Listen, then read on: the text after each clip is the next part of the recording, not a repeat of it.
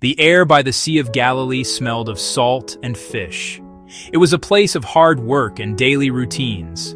Men with strong hands, sun-weathered faces.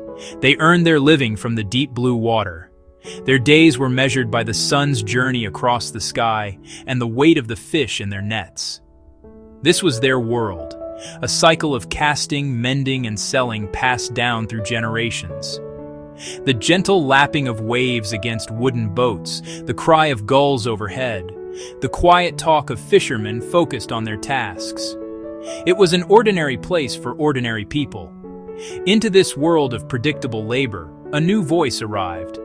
Jesus began his work not in a grand temple or a royal court, but right there on the dusty shore.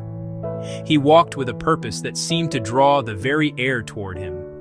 He saw hands tangled in nets, minds focused on the day's catch. He saw fishermen, simple men who understood the rhythms of the sea, perhaps not the deeper currents of the soul. Simon, later called Peter. He saw his brother Andrew. He saw James. He saw John. These men were not scholars, not priests. They were not wealthy landowners, not influential leaders. Calloused hands pulling ropes, shoulders hauling heavy loads. They were common workers you might pass without a second glance. Yet Jesus saw something more, past the dirt, the sweat, the simple clothes, the tired expressions. Simon and Andrew were in the middle of their work. The heavy net was in their hands, its familiar weight a constant in their lives. The heavy net was in their hands, its familiar weight a constant in their lives. They were casting it into the water, a practiced motion they had performed countless times before. Their thoughts were likely on the fish, on the market, on the needs of their families. The day was just like any other, filled with the physical strain and mental focus required to make a living from the sea. They were completely absorbed in their task, a rhythm of labor that defined their existence. Then the voice of Jesus broke through their concentration, offering an entirely new kind of work, a new kind of life. His invitation was startling in its simplicity and its audacity. He did not ask for their opinion or invite them to a future meeting. And in that moment, something shifted inside them. They heard more than just words. They heard a call that resonated deep within their souls.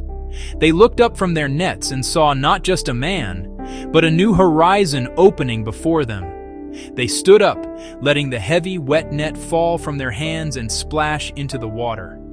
The tool of their trade, the very symbol of their livelihood, was instantly abandoned. Their response was immediate and absolute. They did not hesitate. They did not ask for a day to think it over or a week to put their affairs in order.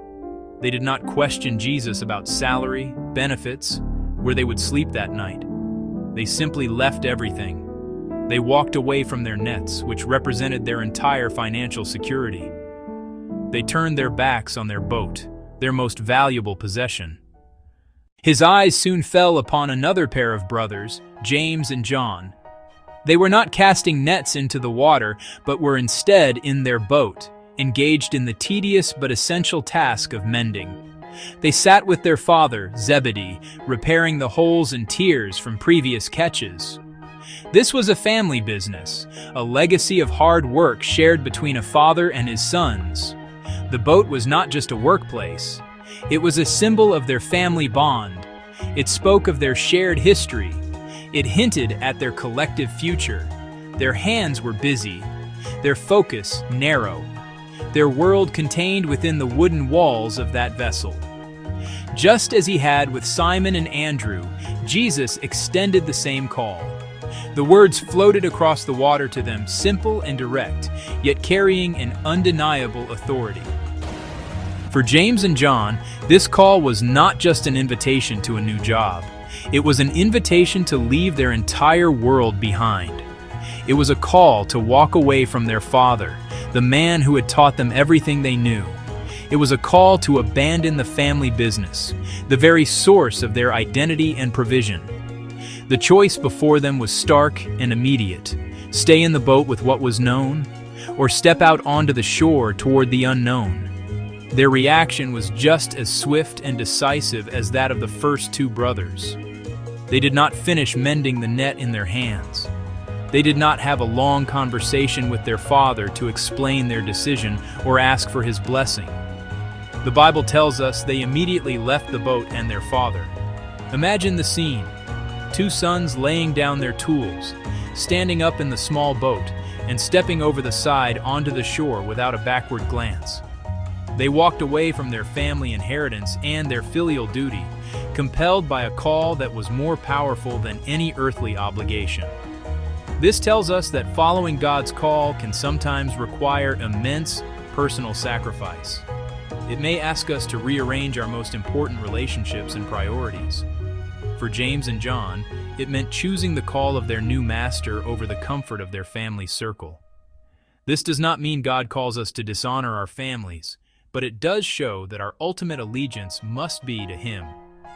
Their story is a powerful reminder that true discipleship places God's purpose at the very center of our lives, even if it means stepping away from things that are good and comfortable for something that is eternally significant.